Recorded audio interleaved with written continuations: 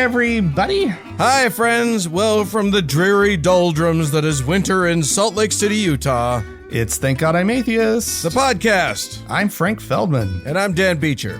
And coming up on the show today, Dan, these churches and like their special status they get from governments. We're going to be talking about what maybe I should disqualify them of that. Yeah, status. we're going to riff on ways in which they, if they're not doing things right, reasons that we should not give them our money. Beyond being, just bullshit that probably doesn't help anybody. Yeah, indeed. But first, Dan, some stuff happened this week, things we need to talk about. Mm-hmm. For example, Mike Johnson, our illustrious Speaker of the House. Isn't he just? Oh my God. He's the best. He's the gleaming beacon on the hill that we've all been wanting. Well, he certainly probably thinks so. He was asked by a reporter this week. A fun little question, Dan. A reporter asks, do you believe that Joe Biden's presidency is God's will? Yeah. This was asked during a proper news conference. So he was on the spot. He wasn't just like walking down the street and somebody's yelling it at him, right? Right. This was during a news conference. And he sort of laughs and he goes, "Oh, I know where you're going with this. Okay, so I said in my speech before I took the gavel that, look, I'm a Bible believing Christian, right? Bible believing Christians believe what the Bible says, right? The Bible says that God is the one that raises up people in authority. I believe God is sovereign, right?" And he kind of says some other things, and he says, so if you believe all those things, then you believe that God is the one that allows people to be raised in authority. It must have been God's will then, right? Right. So that is what follows from your own logic, you freak. And this statement, he kind of continues, and we'll continue with where he goes. But this little admission, right, that Joe Biden being president must have been God's will. Yeah. Really got some people's attention. It completely pissed off the right-wing nut jobs, including one Mr. Steve Bannon, who lost his shit on his show about the whole thing.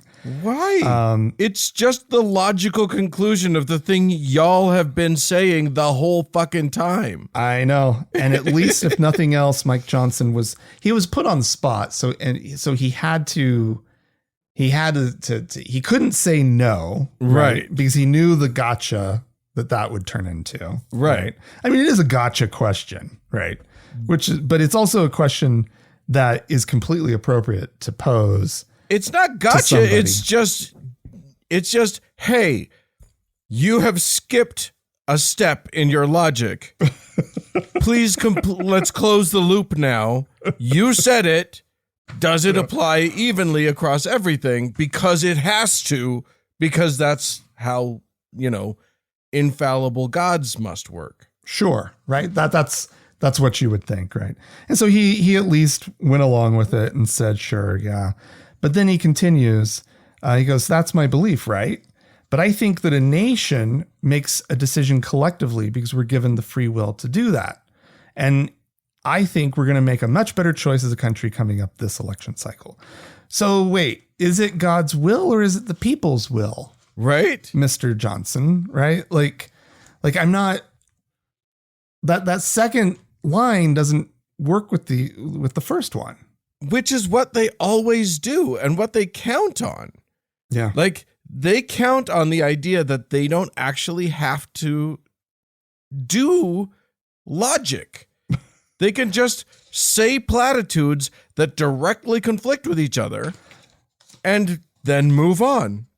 Wait, is this cognitive dissonance? Is this what we're... He's holding two opposing thoughts in his head at the same time here. Yeah. Right. Like, Yeah. This is I thought you were asking if our show was the podcast Cognitive Dissonance, and I was like, no. I'm confused, Dan. What show am I on right now? That's a different show, Frank. We love those guys, but they are not us. Right. No. No, like this he's got some serious like if he actually if he believes what he's saying, right, then he's got some serious nonsense going on up in his head that's probably kind of hard to keep track of at times. I think your first if is a big if. If he believes what he's saying, come on. So he doesn't believe the first part? I don't know what he believes. Or that he believes the first part with a massive caveat that he's just not saying, right? Yeah. That's pretty close to the mark. Yeah, it's tricky. These guys are so dumb. But I'm glad that somebody's actually bringing that up. Yeah, the thing that I'm disappointed in is I don't know who asked the question.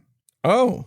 I don't know. Normally that's reported. Normally it says so and so. And this only says a reporter. And I looked around a little bit more and I just couldn't really find it. Maybe it was probably because the outlet that you were reading, like, it was somebody else and they didn't want to give them credit. That's rude. It is rude. Just give credit. Well, Frank, I'm gonna shift us a little bit. In the Frank and Dan diary for this week, that is that's the bonus content that we give to all of our patrons of a certain level. You can go to patreon.com/thank God I'm atheist. I don't know, it's TGI atheist. I don't know what it is. Search us out anyway, and become a patron if you want to hear it. But we talked about how we talked about the Sundance Film Festival. And how, you and I have made films together, and you're a filmmaker, and you went to film school, and I went to acting school. Anyway, I want you to imagine the following scenario.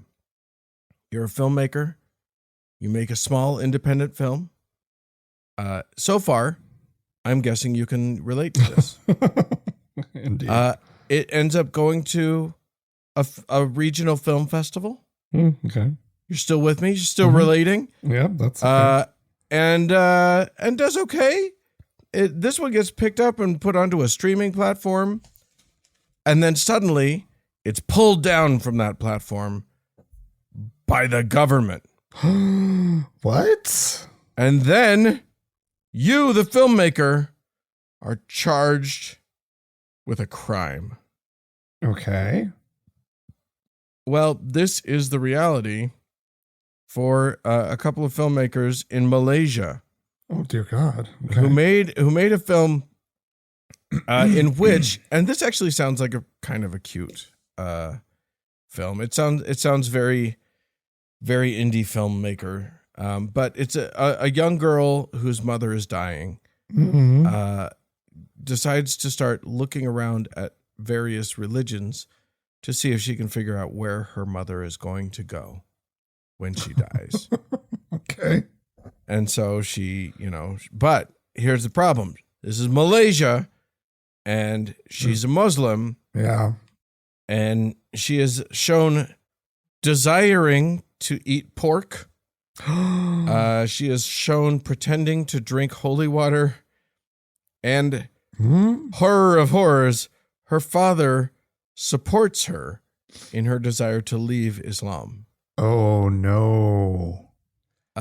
This has sparked death threats. Oh Jesus. This has led to the filmmakers being charged with offending religious feelings. Well, that's just like my favorite crime. Right? It's so ridiculous. Yeah. You hurt my religious feelings. Yeah. What the fuck? Okay, cool. Move on. Right. Buck up, camper. Yeah. I think you're going to be okay. You're the kind of a religious tough majority world we live in. You're going to have to learn to deal with some stuff like this. People aren't always going to say things that you like. Yeah, it's disturbing right now. the government of Malaysia is led by a guy. Oh, wait, I'll find it. Anwar Ibrahim is the prime minister, and was apparently the kind of guy who would call out political pandering for big political stunts for political gain when he was in the opposition party. But now that he's the ruling party, he has decided that he will pick on some filmmakers to score some points with the Muslim.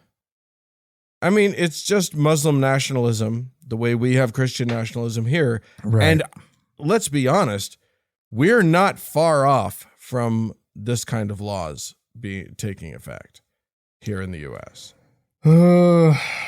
Boy. I genuinely think that, like, a hurt religious feelings law. Yeah, honestly, if Trump becomes elected again, I could 100% see this happening.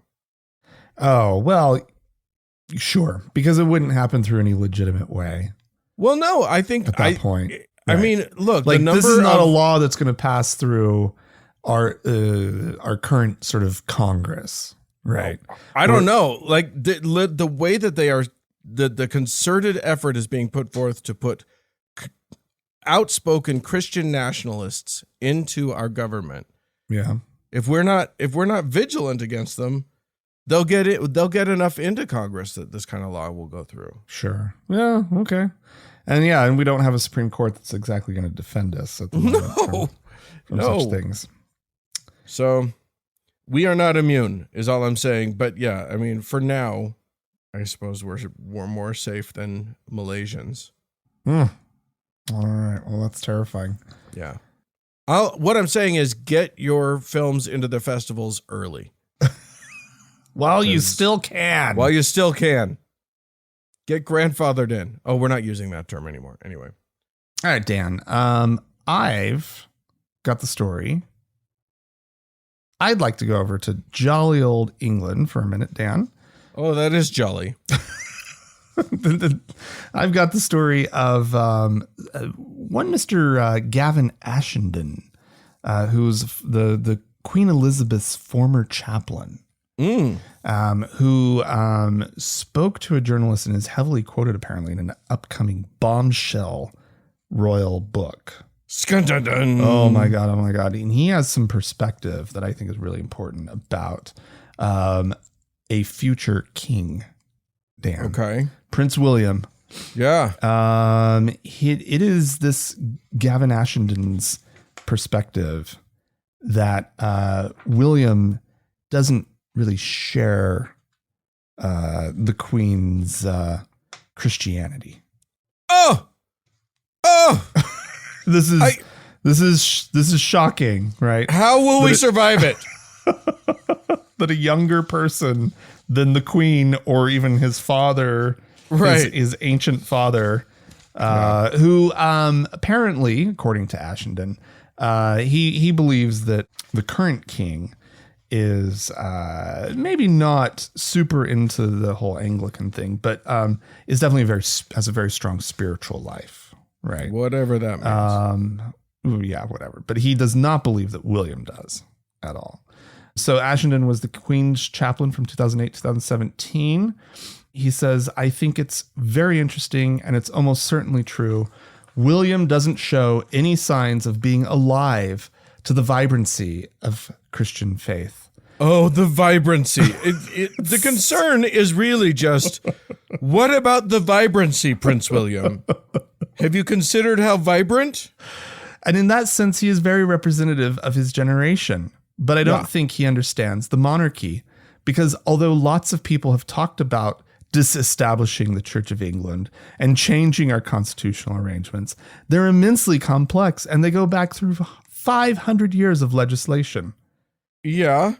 What? Well, I guess you're not allowed to change it if it's 500 years old. Yeah. Or complex. Right. Yeah, that's true. Let's once something's difficult, you just stop.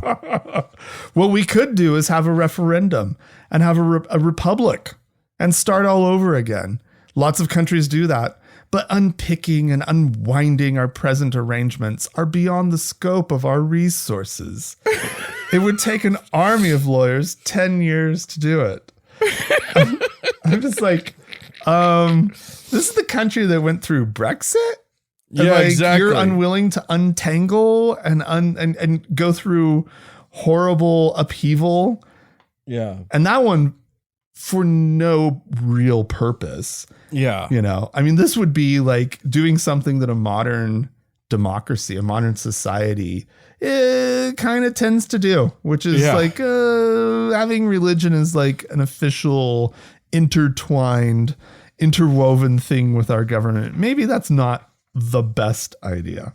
Anyway, he continues. So I think he either has to accept the fact that this is a role he plays, whether he likes it or not, which is part actually of the burden of monarchy.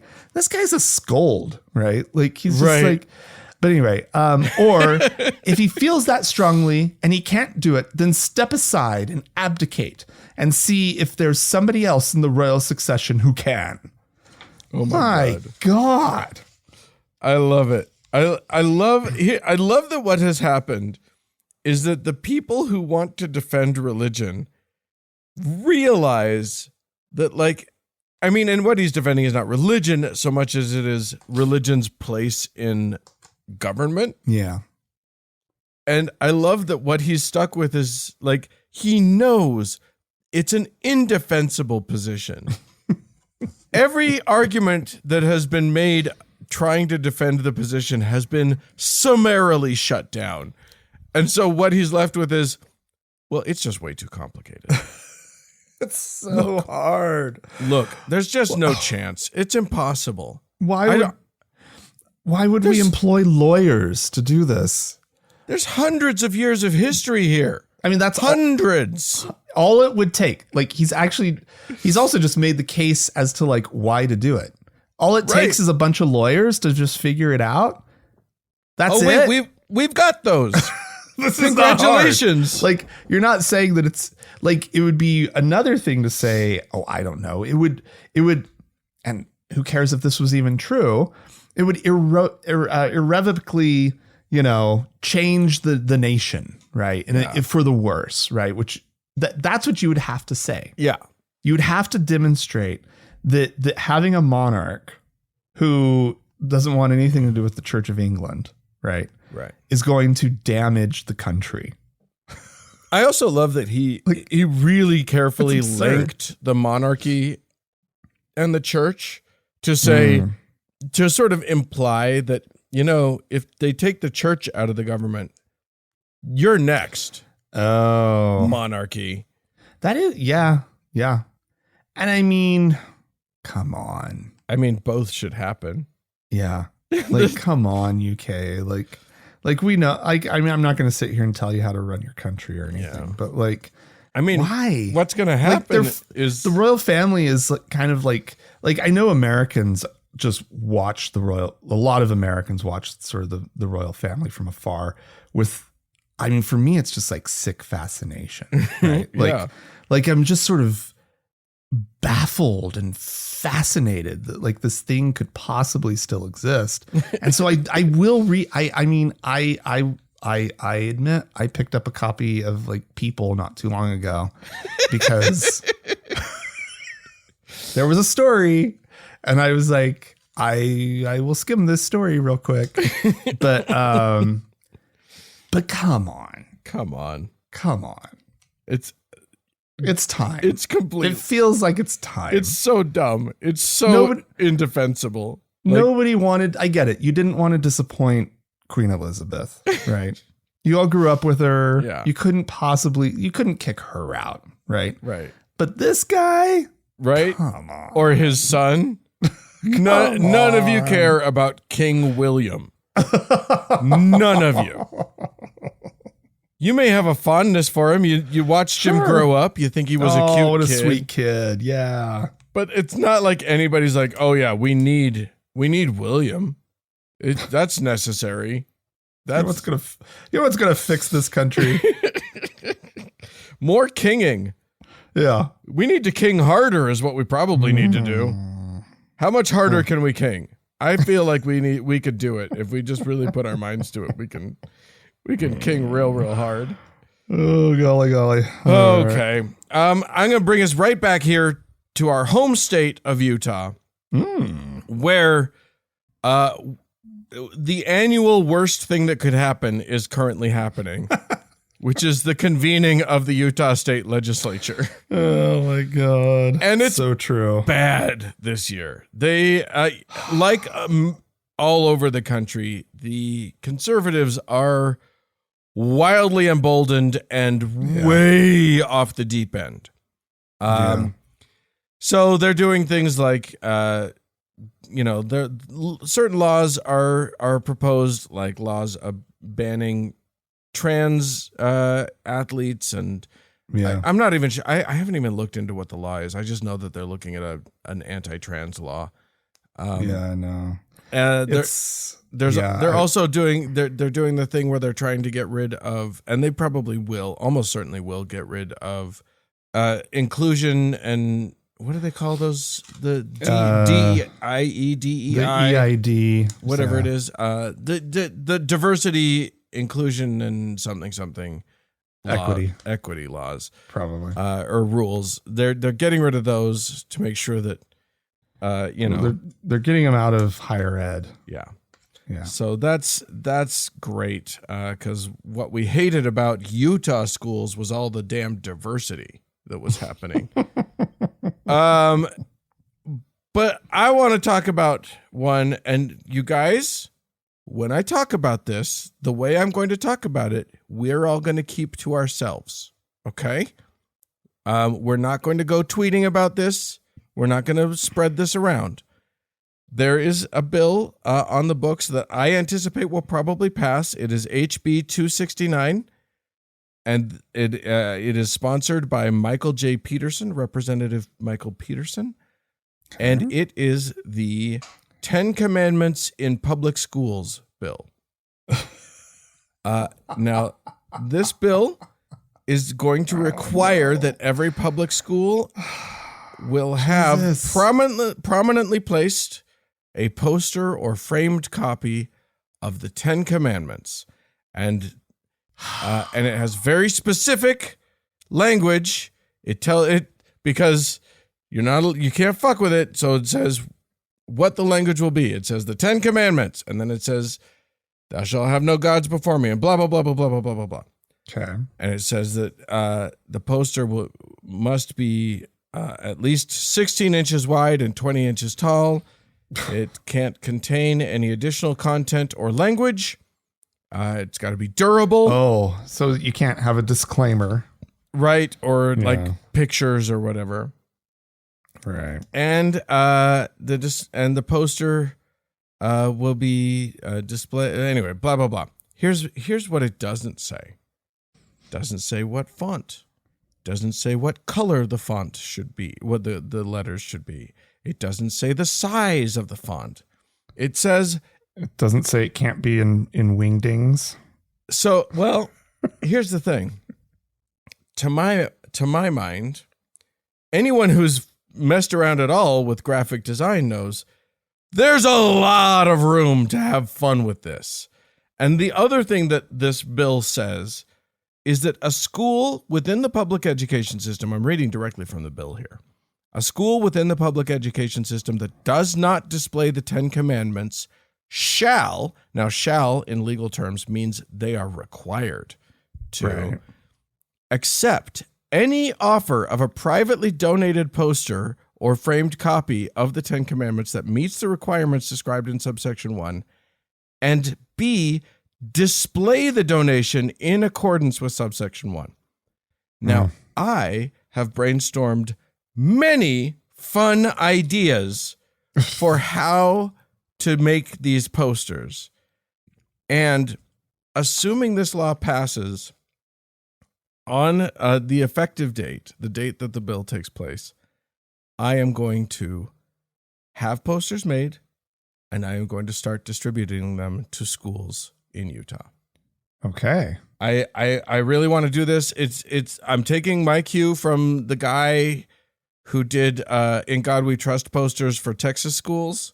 Mm-hmm. Somehow Utah did not hear about that, and that has not made it into. They think they've headed this off at the pass. But I'll tell you some of my ideas, you guys. And again, don't tell anybody about this, because I don't want them amending this bill and fixing the problems. Then you shouldn't talk about it. Well, it's too late. I've already started. But I want people. I might start. I don't know. I want you guys to be involved. I don't know if should I start a GoFundMe. I don't know what I should do. What are you gonna do? Yeah, I don't know. Maybe you guys can suggest how I should go about doing this to get you guys to, if you can kick a couple bucks in.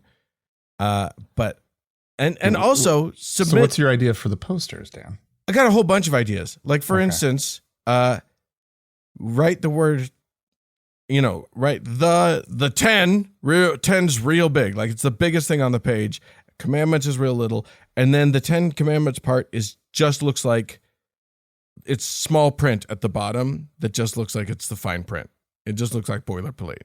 Nobody reads that. Nobody would ever see it. Right. It would just say the 10.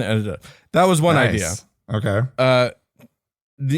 Or you could do it in, like, I don't know if you've ever seen a poster for a death metal band, but the font is so crazy that you can't even read it. Sure. That was another thing. But I think my best idea is this. Make the letters so big and blocky that they form almost a block, and then make the font rainbow colors and sort of turn it into a pride flag. That one's pretty good. Because and a pride flag with the trans colors on it, because I am supporting the trans kids in these schools. Yeah. So I think that's probably my favorite current idea. Is just trick them. They are legally required, if they don't already have 10 commandments up on their walls displayed. They are legally required to take these posters and display them prominently in their school. So ridiculous. It's so stupid. Yeah. Do you remember the documentary Helvetica? Yeah, I loved that doc. I believe it's about that film. There's a story in there. He published, I can't remember what magazine it was, but he got this article from somebody, and I can't remember why he felt obligated to do this. But he hated the article. Whoever had written the thing, he hated it. Mm-hmm. And so his total fuck you to this writer was he published the article, but he published it in wingdings. He just converted all the text to wingdings. So you could figure it out if you could enter it character by character. Yeah. And reverse it if you wanted to. But anyway. My feeling about this one is that I want to make sure that there is no way that they can claim that my posters aren't compliant. Sure. I want to be sure that, like, they have no excuses. They can't, you know what I mean? If I do it in wingdings, I'm afraid that they will have, like, yeah, fair enough, grounds to say, it doesn't say the words. Right. So I want to play this one straight down the barrel, and then all right, just watch as they're just so furious. Well, all right, Dan. I want to talk about something that happened recently with the Community of Christ. Now they are one of the Mormon churches, Mormon offshoots, right? Yeah, and one of the early ones, the ones that has sort of a pretty decent claim. Oh, they've got a great claim. Yeah, they were originally known as the Reorganized Church of Jesus Christ of Latter-day Saints. Right. And they sort of based their whole claim to Mormonism by the fact that they had as their leader Joseph Smith III. Right. Joseph Smith Jr., who's the Joseph Smith that everybody knows. Right. His son. Right. Because, like, Joseph Smith, when he was still alive, and Joseph Smith the third was a kid, small, he gave him a blessing, right? Where he said that basically, I actually have the text of it right here. Oh, interesting. He says, "Blessed of the Lord is my son Joseph, who is called the third, for the Lord knows the integrity of his heart and loves him because of his faith and righteous desires. And for this cause has the Lord raised him up, that the promises made to the fathers might be fulfilled, even that the anointing of the progenitor shall be upon the head of my son and his seed after him from generation to generation. For he shall be my successor to the presidency of the high priesthood, a seer and a revelator and a prophet unto the church." Right. And so what that like that's a lot of blowhard nonsense. But it does seem to indicate that you're going to be the next leader of the church. So this is an important Mormon. I don't want to use offshoot, right? Because I think that they probably have the most legitimate claim, the stronger claim to Joseph to having the church that Joseph Smith started, right? We should say that what happened for those of you who think of the people here in downtown Salt Lake City as the Mormons, they were just one of the groups claiming to sort of have the provenance. Right. I almost couldn't say the word there. From Joseph. Right. It's because Brigham made up a whole story, but obviously the most, in terms of like total numbers of members, the most successful. Oh, right? by far. And as far as like money that they're hoarding, clearly the most successful. Right. So in terms of members, they've got millions more than any of the other Mormon. So this group, the Community of Christ, and the article, I love this stuff. They call it a global faith of 250,000 members. Yeah, they've got some in Germany, and they've got like I know. There's a guy somewhere else. I did the math. It's less than 0.004% of the world population. Right. I have a hard time with it being global, but whatever. Anyway, they have announced that a woman is going to be the next president prophet of their group. That is so cool. And this comes 40 years after they began ordaining women to the priesthood. Yeah. And oh my God, my parents, the things that they would say about the RLDS. Did they talk about them? So dismissive of the RLDS. Yeah, well, because we did our little Mormon history trip, right? Up to Missouri. And we went and saw a lot of the sites, Independence, which is where the Community of Christ is headquartered, was a pretty important spot in sort of the early Mormon story. Right? Yeah. When Joseph Smith was still at the helm, Independence was a really important place. Yeah. And you and I have been there, and it's totally fucking wackadoo. And it is. It's a weird little place because there's all these different churches that are Church of Jesus Christ of Latter-day Saints, comma, we're this group. Yeah, this whatever, or parentheses, or this part of the name, or the reorganized, or the remnant. The remnant Church of Jesus Christ of Latter-day Saints is the big offshoot of the Community of Christ. Yeah. Because to be clear, what keeps happening is, you'll have the RLDS, the Community of Christ, and then they'll be like, we have decided to ordain women to the priesthood, and that will be the final straw for, this group for of like the church over here. 1/6 of them, and they'll schism off. And then, so they keep doing that. Oh, we've decided to accept and enfranchise gay people. Skiz. And then another group like siphons off. And then they just buy a building across the street or like 3 blocks away. It's really amazing. Meet there. And they're just the grumpy old ones who don't want to accept the new deal. Yeah. I've got this book, Divergent Paths of the Restoration. And just the table of contents is absolutely amazing. Like the number of different offshoot groups. Some of the early ones have some really funny names. A lot of them would just call themselves Church of Christ. The Church of Jesus Christ, comma, the bride, comma, the Lamb's wife. Is a good one. You guys, there are hundreds. Oh, there are so many. And what's fascinating is that some of these really early splinter groups still exist. Yeah. With just a handful of members. It's so amazing. Church of the Firstborn of the Fullness of Times. The Restorers or School of the Prophets. I'm just skimming, looking for another School of the Prophets. Church of Christ, the Firstborn of the Fullness of Times.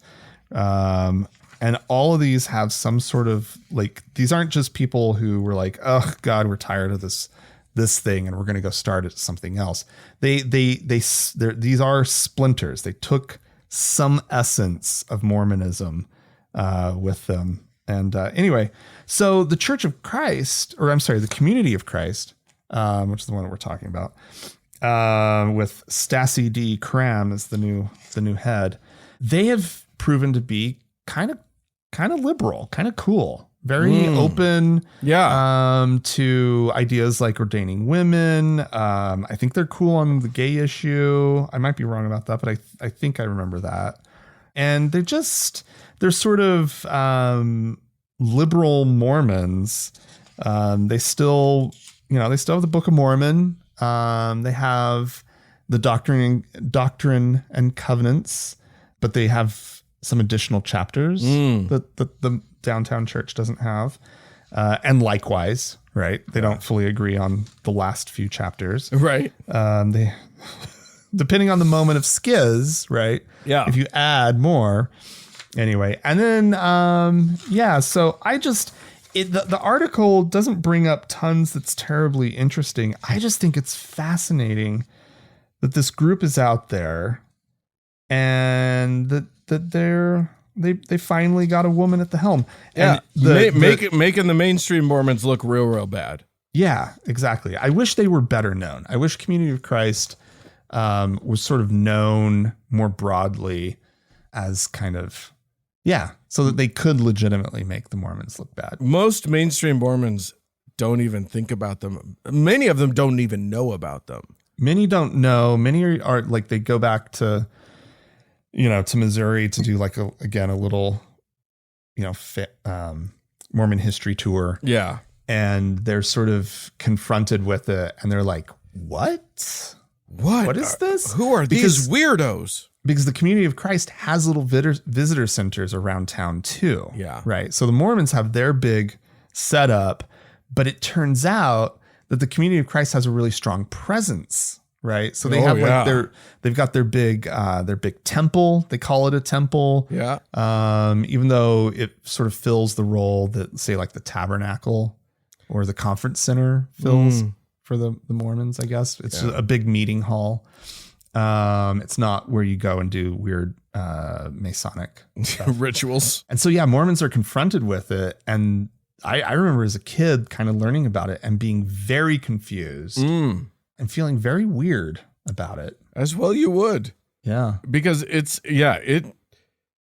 jarring to a Mormon to go, oh, wait, what? You guys claim that you're the followers of Joseph Smith? What are you talking about? You can't be. That's us. That's clearly those of us who followed or whose ancestors followed Brigham Young across the plains are the true followers of Joseph Smith. Obviously. You guys are wackadoo, and I don't know what to think about this. Anyway, I love that they've got a woman as their prophet. That's kind of cool. Yeah. It's still dumb religion. I don't know. Whatever. Oh, yeah. I mean... like literally they still believe in here's another fun belief of theirs. They don't believe for a second that Joseph Smith was a polygamist. Yeah. You remember that? Yeah. All right. Well, I'm going to close us out with some good news. It's not really good news, but it feels like good news. So I'm going to present it as though it is, which is that the Lord has seen fit once again to smite Greg Locke, who, I don't know if you've been following the weather in Tennessee, but ever since the pandemic, Greg Locke has been running his church out of a giant circus tent. Mm-hmm. And it literally is just this huge circus tent, like big top. And he's the clown. And he, apparently it was not ready for 7 inches of snow. And that was sufficient to completely, topple the place. So, he released a video where he, oddly didn't point out to the world that God is the one that does this sort of thing. Right? Like, you'll recall that this happened earlier. Like, there was a tornado that damaged his tent before. Oh. I say if God sends a tornado, then he sends snow. Get the hint, Greg Locke. God doesn't want you doing this. These are just trials, Dan. Right. The if Lord's it happens, testing his resolve, yep. Dan. If it happens to him, that's what's going on. Yep. If this had happened to a tent owned by atheists or a tent owned by the Satanic Temple or Muslims, you know full well what his response would be. Yeah. Yep. He would be the first person screaming from the pulpit about how this proves that God rejects them and doesn't think that they're valid people or whatever. But when it happens to him, you're absolutely right. It is entirely just it's just weather. What are you going to do about weather? He's probably just crying, Lord. Well, why, Lord? Frankly, nothing better can happen to a guy like Greg Locke, because what all this is an opportunity for him to raise money. Oh, geez, of course it is. Because what he claims in his little video is that insurance will cover the equipment, HVAC system, that sort of thing, but not the tent itself. So he estimates that it'll be $150,000 to fix it. Wow. Okay. And here's two things that I guarantee. He will never publish the amount that it actually cost to fix it. And he will never tell parishioners and donors how much he actually raised in the campaign to fix it. But I'm going to guess that those numbers there's going to be a disparity between those numbers that will find its way into his greedy, grubby little pocket. Dan, how dare you? I know. How dare you question his intentions and integrity? Dan. Yeah, it seems unfair. Now that I hear it, you're right. It seems unfair. Anyway, all I know is that his dumb tent, with all of its noise complaints from all the neighbors and whatever, is at least temporarily kaput. So that's nice. That's a happy thing, and I'm just going to rejoice in it. If you would like to rejoice in it with us or tell us anything about what we've talked about so far, please feel free to write into us, podcast@thankgodimatheist.com. Or call and leave us a voicemail. We'd love to hear from you. The telephone number is 424-666-8442. Stick around. There's more show coming up.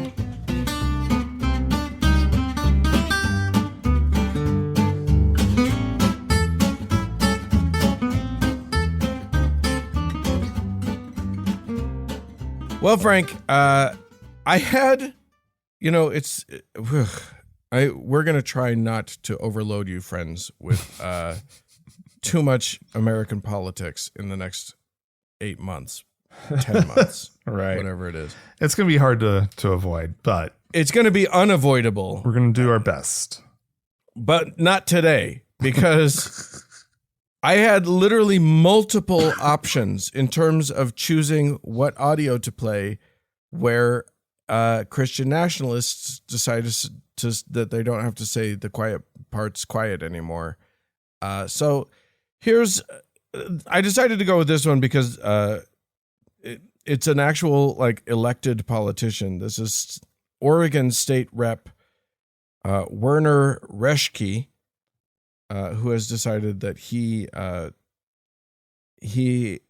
don't know. We'll let him say his view on who should be allowed to run the show here. You just go back through history and you look at men and the struggles that they faced and the faith that they had. And those are the type of people that you want in government making tough decisions during tough times. You don't want a materialist. You don't want an atheist. You don't want a Muslim. You want somebody who understands what truth is and understands the nature of man, the nature of government, and the nature of God. Yeah. If you don't understand those things, you're going to get things wrong. And in Oregon, that's a classic example. We have a lot of people who are godless, unfortunately, leading the way, and it's the blind leading the blind. Yeah. It's the blind leading the blind, Frank. Oh my God. I mean, that hellhole of Oregon. Oh my God. Where it explains a lot, Dan. Yeah, it sure does. So how it turned out just so horribly. I like how he hearkened back to the days of yore when, for instance, our country was founded by a bunch of faithful men. Yeah. Man. All right. There you go. And also, you'll note that he doesn't say men and women. He's only interested in men because that's what a good Christian is all about.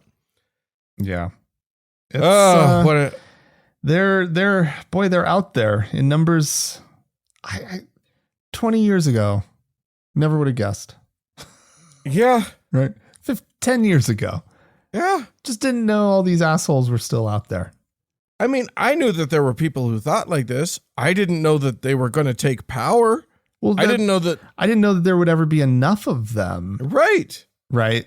And I guess what I mean is that like it's not that there's some randos. Right. It's that there used to be some people who were saying it, but they weren't emboldened. Right. And it turns out that there were a ton of people who weren't saying anything and they were just secretly agreeing on the inside. Like, or the other possibility, and I think that this is genuinely possible, is that like there are a whole bunch of people who are very easily led to believe things.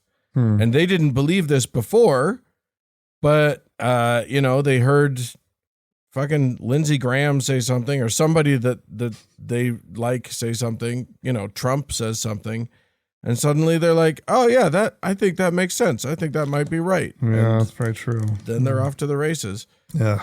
But yes, the village crackpot should not be a voting block. That's not supposed to happen.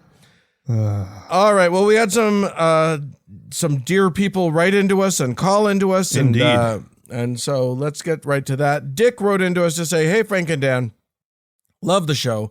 On the topic of Trump, my grandfather is a deacon at his church. He has hosted a Bible study every Sunday since the early 1980s and has a huge following within his megachurch in Houston, Texas. He told me something I thought was very illuminating about Trump supporters, of which he is one. He and his fellow churchgoers believe we are in the end days. Yes, that's a very common belief and very dangerous. That's Dan. That's me commenting on this. Climate change. Back to Dick. Climate change, war in Israel, etc., are all proof that Armageddon is hastily approaching. Because, boy, there hasn't been war in Israel before. That's new. He hinted at the fact that Donald Trump could possibly be the Antichrist, which to him and his congregants is a very exciting prospect. Essentially, voting for Donald Trump would be a vote for the end days and quicken the return of Jesus Christ. Getting zapped up to heaven sounds a lot more enticing than suffering here on earth. So they can't lose. They can't lose. Either Donald Trump is God's elect and is like, he's going to save us all. He's going to somehow save us. Or he's going to usher in the end times, which they want anyway. They can't. Yeah. But why not? Why not roll the dice with Biden? Right. Right. If all you want is the world to end, right? If you and you're so afraid of Biden, right? Maybe it could happen on his watch. Vote for the evil people, like if which apparently is what you're doing. They're just using whatever rhetoric pops into their mind in that moment. Yeah, totally. Because obviously, I think if you hold them down on it, you say, "Do you think that Jesus will like it if you voted for the Antichrist?" Is that really your role? Do you think is that's help something? The Antichrist? Right. Do you think knowingly being in favor of the Antichrist is a good idea in terms of like securing your place in the rapture? This needs to be a bumper sticker or something. Oh my God. that Anyway, message needs to get out there. Yeah, indeed. But then they'll just say, but Biden's the Antichrist. So there. And then but you just said that Trump, no, it's Biden. Yeah. All right. Well, we have a voicemail also. We do. River called in and has something to say about our conversation about surrogacy that came up last week, I believe. Yes. So let's have a listen. Okay. Happy New Year, gentlemen. I had a quick comment about the surrogacy thing from Pope Francis. I agree, and so I want to state this very clearly. Surrogacy is fine. Surrogacy is even a good thing. I mean, depending on a lot of circumstances, but like nothing wrong with it inherently. However, and I don't have the exact citation in front of me. I can tell you where to find it, but there is a whole like exploitative economy of white Western women from like the United States and Canada and Europe sending zygotes to very poor regions of the world. Like India is a big one. Ukraine was a big one until the invasion in 2022. And just using these poor women's bodies from around the world at an absolute steal of a price to get their babies, and then just like ignore that woman ever existed. It's really problematic. It's really ugly. So I understand wanting some guardrails around international surrogacy specifically. But yeah, the paper that I read was cited in the 4th edition of Exploring Family series, the textbook. So, yeah, something to check out. Take care. Well, I just think River doesn't understand how international commerce works.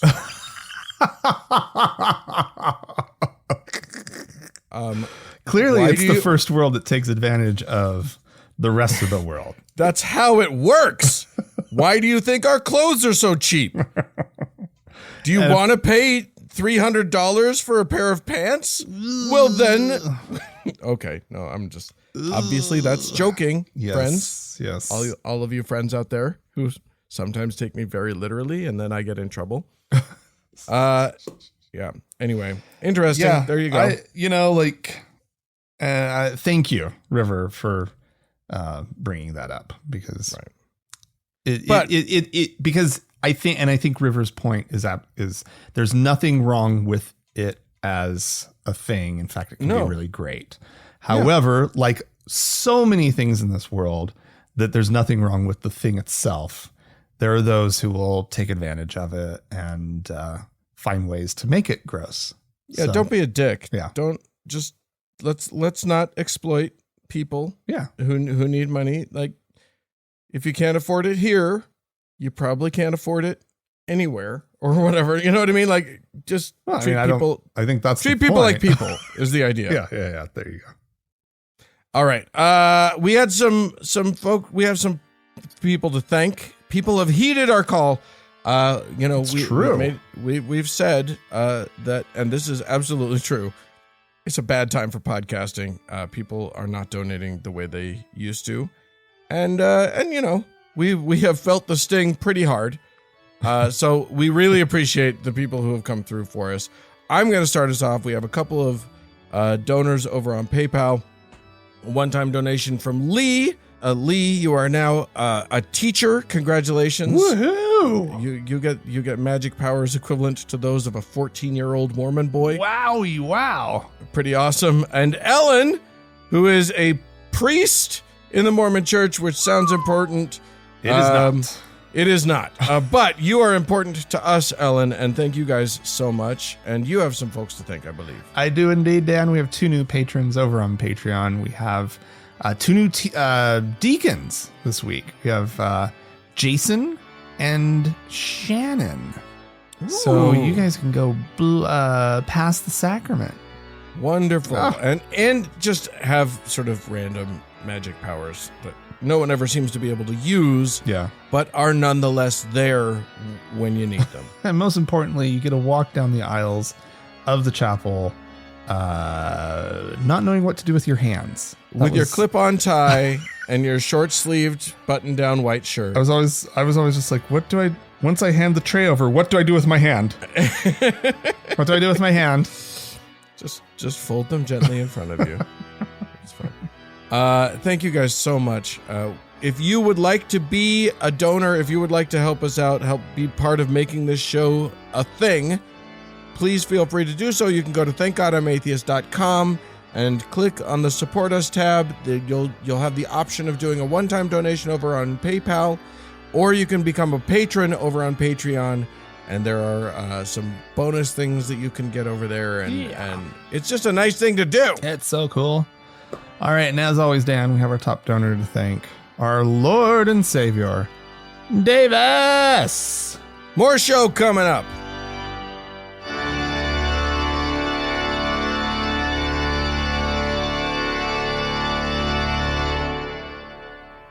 Well, Frank, Dan, we've threatened the people that we're going to talk about. I like this topic. I think it's going to be fun because here's what we're playing off of.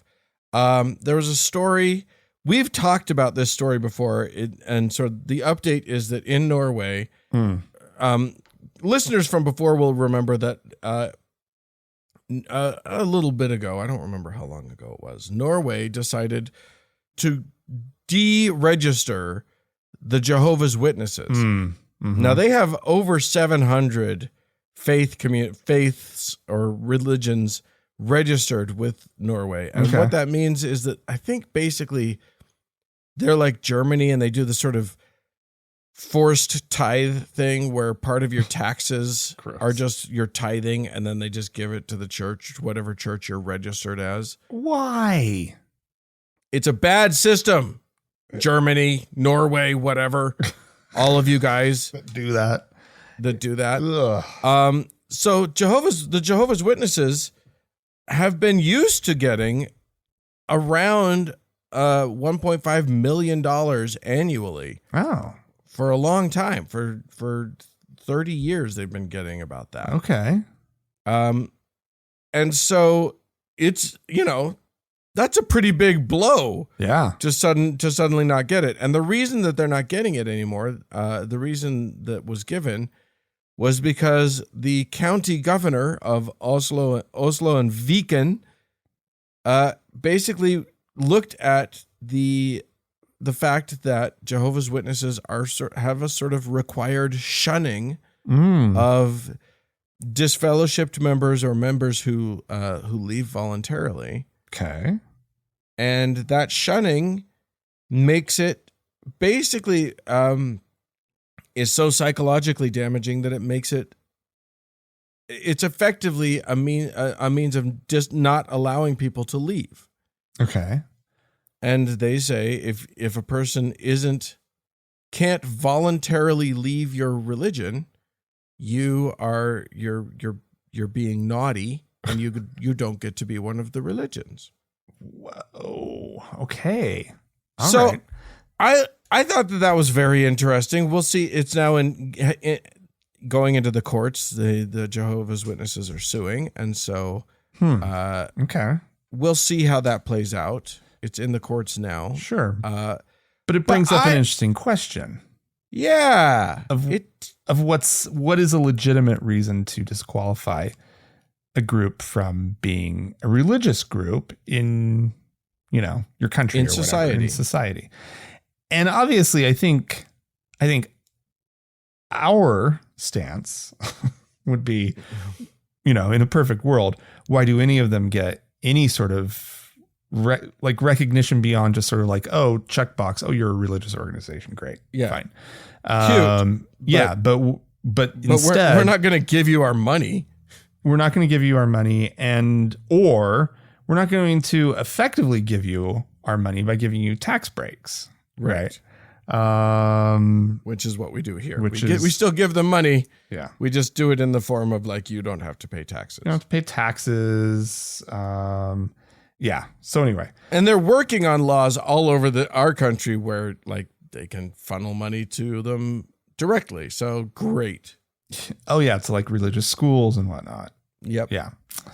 Yeah. So we were talking about this and we were like, well, what if you have to live with them, right? Like, because obviously what we're describing there isn't necessarily, we know that's not possible, right? In the United States, not at this point, right? Just saying no subsidies. No, yeah. Like, you guys are on your own. You got to pay taxes, guys. You're raising money. You have money left over at the end of the year. You should be paying taxes on it. You're using society's benefits. Pay in. Yeah, exactly. Dickheads. Yeah. Because what most of those little taxes are doing, it's like roads and shit, guys. Yeah. But anyway, you're getting water. You're getting, you're able to tap into sewage. Right. Well, I mean, they pay those bills. They have to pay for their water bills and everything. But so we obviously there's some low hanging fruit here as far as like what should disqualify a religion from continuing on with this any kind of thing, like what we've just been talking about. Maybe like protecting predators.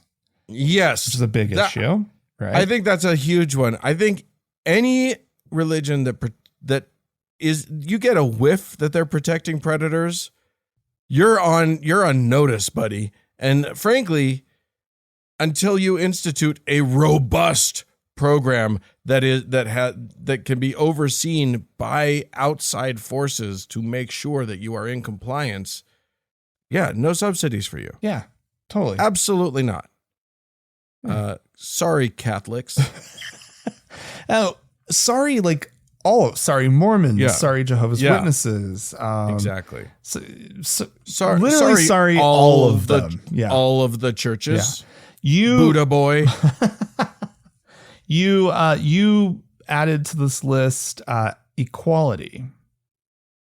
Yeah, I mean, here's what I think. I don't think because churches are churches, I don't think that you can require like full enfranchisement of all people, because that's just not what they do. Well, no, I mean, that's a good point, that like, it seems to be baked into what religions are. Right? Yeah. They almost seemingly they all have these power structures, right? Right. And that usually means certain groups are in, certain groups are out, right? Right. But I do think that Christianity hasn't been good on the whole, gender equality. Yeah. Not just Christianity. Yeah, that's Judaism, Islam, all of them. Yeah. They're never good on this. All it takes is sort of one very powerful prophet to start prophesying about how, boys rule and girls drool. And suddenly you've got, centuries of misogyny. All I'm saying is there needs to be a baseline. And the baseline needs to be like, and I don't even know if we can, how to draw this line, because it's so baked into their bread. Their misogyny, their patriarchy, their hatred of the other or whatever. It's just so much a part of just who they are and what they do that I'm not 100% sure where you draw the line, but I think you got to draw a line. Well, Yeah, that's dicey, man. Yeah, or maybe instead of that, you just say, maybe you just make pretty strict rules about not fomenting hatred. And that's where you draw the line. It's just like if you are fomenting hatred to any group, even, whether that's LGBTQ people, whether that's other races, whether that's, another gender or trans people or anything like that, if you can be plausibly found guilty of fomenting hatred, that's not a good religion, and we as a society are not going to support you. That doesn't mean we'll shut you down. Yeah, you can keep doing your nonsense. Go do hate somewhere else and don't take our money to do it. But not on our dime. Yeah. Yeah. I mean, that seems reasonable because like the whole, like, you can't force equality on these people. No. Right. Because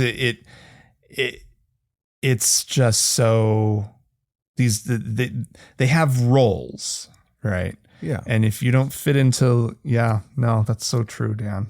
Oh, it's so dumb. That's pretty crazy when you like really just kind of think about it. But I think that's a good way. Okay. So you can't foment hate. What about political involvement? What if they're the ones endorse candidates? The so-called Johnson Amendment, which seems to have just disappeared. Technically on the books. Yeah. Technically this is something they're not supposed to be doing in this country. Right. But everybody just looks the other way. Yeah. Nobody cares. I mean, we care, but nobody that can do anything about it is doing anything about it. Right. I mean, it's so funny. Like, Biden, a theoretical liberal. I don't know that he's an actual liberal in global terms, but more liberal than a Trump or whatever, should be the guy who like enforces the Johnson Amendment. But he's the most religious president we've had for a long time. He's not going to be the guy. Right. Anywho, yeah, I like the idea of stay the fuck out of politics. Right. That is not your realm. No, because we've seen how toxic we watched it as it was just simply sort of toxic. Right. Yeah. And now it's reached a point where it's like threatening, the stability of the nation and perhaps even democracy. And it's just like, okay, now I get it. Now I know why these two are so importantly separated. Yeah. There was wisdom in creating this separation. Right. Right. And what about extreme wealth? Oh, so this is obviously the Mormons that we're talking about here. Yeah. The argument for saying extreme wealth disqualifies you is that you can afford it. Well, yeah. So I guess you could say we're giving these groups the thing that we really do in this country is that we give them tax-free profits, right? Yeah. Earnings or whatnot, right? Like they collect they amass all of this money through their little enterprise every year, and then they don't have to pay taxes on it. Now, then they do have actual for-profit businesses that they may own, right? That they pay taxes. That they do, those do pay taxes, right? But as far as just like starting to like build a certain amount of wealth and literally hoarding billions of dollars, hundreds of billions of dollars, and doing no good with it, right? And so for me, I look at that and I'm like, I feel like this social contract is broken somewhere, right? Like the whole point is that you're supposed to be this organization that does good in the world, and that's why we let you get away with no taxes. But at a certain point, you've now benefited from this system to such an extreme, right? Why are we still giving you this benefit? Yeah. Why is this something that like it's clear that you're just doing this to hoard money? And I don't know that that's a defendable religious tenet, right? when you have hundreds of billions of dollars, bragging about giving away 30 million with an M to charity is just making you look worse. Yeah. You're doing bad. Almost You're at this point, bad. just stop. Yeah. Just stop. Like either really pony up and like start giving away billions of dollars, or just stop. Or don't talk about it. Don't pretend like you're a charitable organization. Yeah. You're not. You're clearly not. Yeah. It's like, it's like giving $1 to a person panhandling on the street and then feeling good about yourself. Yeah. No, you've achieved very little in your life with that. Yeah. And I mean, this probably spreads over to, in some ways, to like people like, I don't know, Jim Baker, right? Who obviously is just using his religion or his religion. The man's clearly just a scam artist. Right. But he just bilks people, right? Yeah. Like he comes up with some scam to run of like these barrels or buckets of food. Yeah. I'm going to call him Buckets from now on. He's Buckets Baker. Like he shouldn't be able to hide behind being a religious group either. Right. Because you say God, God, God all the time. Yeah. That doesn't change the fact that all you're doing is scamming old people. Yeah. Like you're running a business, an obvious business. Right. You're using God as the sort of hook to get people to watch your show. And then you're just hawking wares. Yeah. That's absurd. I have another thing that we need to talk about, which is harm. I think if you are harming your members, and I think a lot of especially smaller religions can be very clearly demonstrated to harm their members. I'm thinking now the extreme version is the thing. Do you remember we talked about in Kenya? There was a cult leader that literally they found 430 dead people in graves. And like they found 30 people starving and dying, just still alive, but dying, and took them to the hospital. Yes, yeah. I remember this. And then it turned out that their leader was telling people that they needed to starve themselves to death. Yeah. In order to see Jesus. Yeah. After the apocalypse. Yeah. And they were doing it. If you are using your theology to trick people, and I also think about the people who say that don't take your kids to doctors when they are in need of medical assistance. I know. So now you're talking about Christian Scientists, right? Right. Well, and there are other Christians who aren't Christian Scientists who still nevertheless are tell their people you can't, even Greg Locke saying don't get the vaccine or don't, Yeah. Oh yeah. Or you can't wear a mask when you come in here during a pandemic, and then failing to be able to define the word pandemic. Right.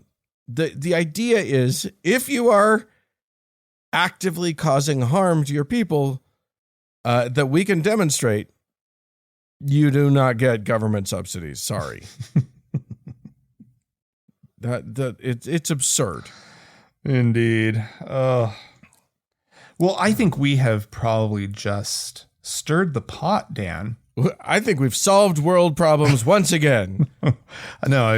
Yes, we've clearly solved problems, and we've been so controversial for our listeners, I'm sure. Oh yeah. No, all of them disagree with all of what we said. Yeah, I know we said, but here's the thing: they're all currently thinking of other good ideas for ways to exclude things. So, Ladies and gentlemen, friends out there in podcast land, write into us. Let us know. Or call into us. The email address is podcast@thankgodimatheist.com. And the telephone number is 424-666-8442. Yeah. If you're feeling frisky, go to the Facebook page, facebook.com/TGIAtheist, and click the like button. And if you'd like to join one of our members-only lounges, they're awesome groups. You can do so by going to our website, thankgodimatheist.com/members-only. Yeah. Hey, thanks so much to the Red Rock Hot Club for the use of their beautiful music. And thanks to Gordon Johnston for the use of his music. And thanks to all y'all for tuning in. We sure do appreciate you. Thanks so much. Bye-bye.